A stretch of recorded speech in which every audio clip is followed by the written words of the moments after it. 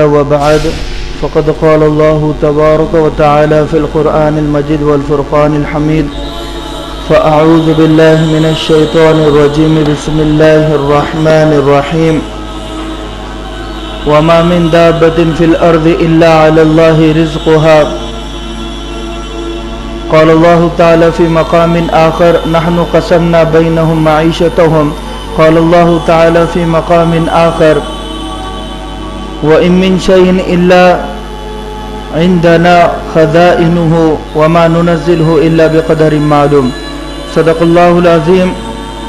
قال النبي صلى الله عليه وسلم اللهم بارك لنا في رجب وشعبان وبلغنا إلى رمضان أو كما قال عليه الصلاة والسلام. وصدق رسوله النبي الكريم ونحن على ذلك لمن الشاهدين والشاكرين والحمد لله رب العالمين. ہم تمام اس بات سے واقف ہیں کہ شعبان المعظم کا مبارک مہینہ چل رہا ہے، وقت بہت زیادہ کم ہے. اللہ تبارک و تعالی نے سورہ 3 میں حضرت انسان کی فضیلت بیان کی ہے.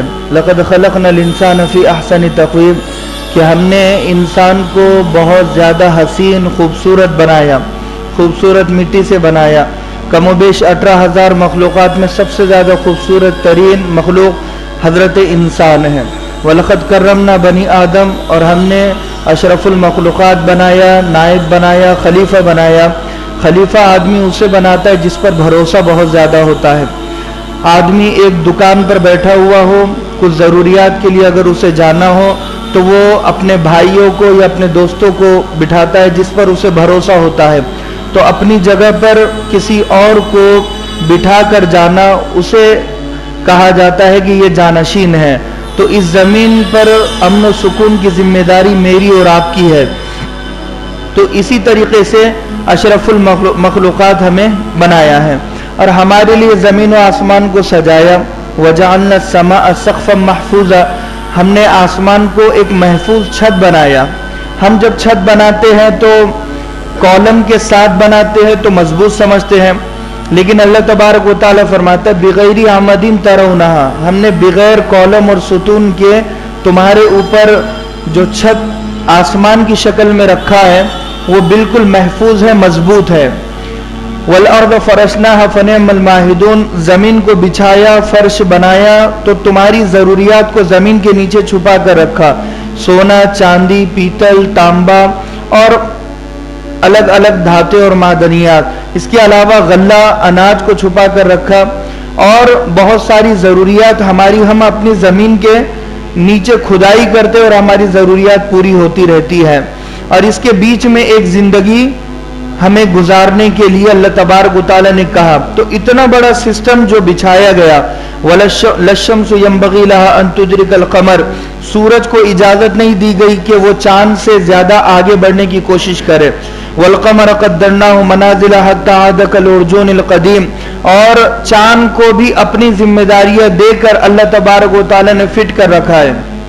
وَلَلَّيْلُ سَابِقُ النَّهَارِ، رات کو اجازت نہیں ہے کہ دن سے پہلے آئے، دن کو اجازت نہیں ہے کہ رات سے پہلے آئے.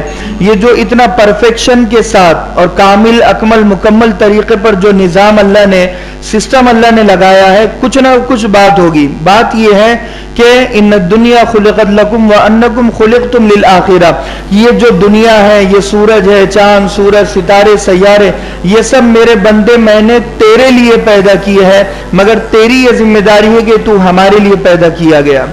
وَلَقَدْ زَيَّنَّا السَّمَاءَ بِالدُّنْيَا بِمَصَابِيحَ، ہم نے آسمان کو ستاروں سے، سیاروں سے سجایا، چمکدار قندیلوں سے سجایا. ہم جب چھت بناتے ہیں تو پی او پی کرتے ہیں، الگ الگ طریقے سے سجاتے ہیں. اللہ نے مضبوط بھی بنایا اور سجاوٹ بھی اس میں اتنی رکھی ہے. تو لہذا اللہ تبارک و تعالی نے میرے لیے یہ سب کیا، آپ کے لیے یہ سب کیا. اور کوئی کیوں کرے گا؟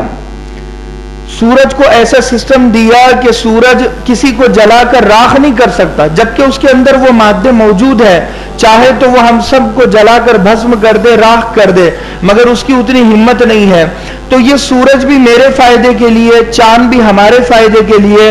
تو یہ کیوں ہے؟ کہ تاکہ ہم اللہ کی عبادت کریں. اگر اس کے باوجود ہم عبادت نہیں کرتے ہیں تو پھر لہذا سورج کی دو ذمہ داری ہے، ایک وہ ڈیوٹی بھی کر رہا ہے اور ایک تو وہ اللہ کی عبادت بھی کر رہا ہے۔ وَإِن مِّن شَيْءٍ إِلَّا عِندَنَا خَزَائِنُهُ، ایسی کوئی چیز نہیں ہے ہمارے خزانے میں کہ عندنا یسبح عندنا خزائنُهُ، کہ وہ ہماری تسبیح بیان کرتی ہے۔ وَإِن مِّن شَيْءٍ إِلَّا عِندَنَا خَزَائِنُهُ وَمَا نُنَزِّلُهُ إِلَّا بِقَدَرٍ مَّعْلُومٍ، ہر چیز ہر مخلوق اللہ کی تسبیح بڑائی بیان کرتی ہے۔ سورج ہمیں روشنی بھی دے رہا ہے اور اللہ کی عبادت بھی کر رہا ہے، زمین ہمارے لیے بچھی ہوئی بھی ہے اور اللہ کی عبادت بھی کر رہی ہے، چاند اپنی چاندنی سے ہمیں فائدہ بھی پہنچا رہا ہے اور اللہ کی عبادت بھی کر رہا ہے۔ صرف ہم اگر ایسے ہیں کہ چاند، سورج، ستاروں، سیارے سب عبادت بھی کر رہے ہیں اور ڈیوٹی بھی کر رہے ہیں، نہ ہم عبادت کر رہے ہیں نہ ہم ڈیوٹی کر رہے ہیں۔ ہماری ڈیوٹی یہ ہے کہ ہم ایک دوسرے انسان کو فائدہ پہنچائیں، ایک انسان خیر الناس من ينفع الناس، ایک انسان دوسرے انسان کو فائدہ پہنچائے، ہماری ڈیوٹی یہ ہے۔ تو ہم کسی اور کو فائدہ تو نہیں پہنچا رہے ہیں، دوسری ڈیوٹی ہماری یہ ہے کہ ہم اللہ کی عبادت کریں، ہم وہ بھی نہیں کر رہے ہیں۔ 15 شعبان ایک ایسی رات اللہ تبارک و تعالی نے دی ہے کہ تم عبادت کرو میری، جتنی چاہے اتنی کر سکتے ہو۔ قبیلے بنو کلب کی بکریوں کے بالوں کے برابر اللہ لوگوں کو بخشتا ہے، چھٹکارا دیتا ہے آگ سے۔ حل من مستغفر فاغفر اللہ، ہے کوئی جو اپنے گناہوں کی معافی چاہتا ہے تو میں معاف کر دوں۔ حل من مسترزق فارزق اللہ، ہے کوئی جو روزی روٹی چاہتا ہے تو میں اسے دے دوں۔ حل من مبتل فاعافی اللہ، ہے کوئی جو بیماری میں مبتلا ہو تو اگر وہ چاہتا ہے تو میں اس کی بیماری دور کر دوں۔ اللہ کی رحمت آواز مسلسل گلی و کوچوں و بازاروں میں لگاتی رہتی ہے ساری رات۔ یہ 15 شعبان کی رات کے بارے میں بھی ہے، شب قدر کے بارے میں بھی ہے۔ شرط ہے کہ ہم عبادت کریں اللہ تبارک و تعالیٰ کی، ساری رات عبادت کرنا۔ اور ایک جگہ یہ بھی کہا کہ یہ 15 شعبان کا روزہ بھی اللہ تبارک و تعالیٰ اللہ کے نبی صلی اللہ علیہ وسلم نے رکھا ہے، لیکن اللہ کے نبی صلی اللہ علیہ وسلم کی عادت مبارکہ تھی کہ یکم شعبان سے 27 شعبان تک آپ مسلسل روزہ رکھا کرتے تھے، 27 دن مسلسل۔ اور 13، 14، 15 ہر مہینے کی اسلامی تاریخ ہے کہ ہر مہینے کے 3 دن آپ مسلسل روزہ رکھتے، 13، 14، 15، چاہے وہ رجب ہو، شعبان ہو، یا پھر ذی القعدہ ہو، ذی الحجہ ہو، یا پھر اس کے علاوہ جو بھی ماہ ہو، تو اس میں اللہ کے نبی کی یہ عادت مبارکہ تھی، 13، 14، 15 کو آپ روزہ رکھا کرتے تھے۔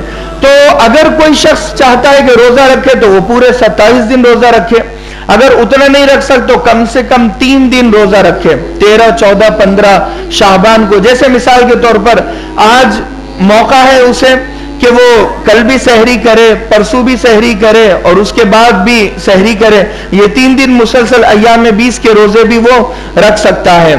اور لیکن کم سے کم درجہ، مستحب درجہ یہ ہے کہ کم سے کم اسے 15 شعبان کا روزہ رکھنا چاہیے۔ اللہ کے نبی صلی اللہ علیہ وسلم نے فرمایا کہ جب میرے نام اعمال میرے فیصلے کیے جائے تو میں یہ چاہتا ہوں کہ میں روزے سے رہوں، کیونکہ جب آدمی روزہ رکھتا ہے تو رحم آتا ہے، اللہ تبارک و تعالیٰ بہت زیادہ رحم کرتا ہے اس بندے پر جو اس کے لیے بھوکا پیاسا رہا۔ تو ظاہر سی بات ہے کہ اللہ تبارک و تعالیٰ بہت رحمان کو رحم نہیں آئے گا تو پھر کسے رحم آئے گا؟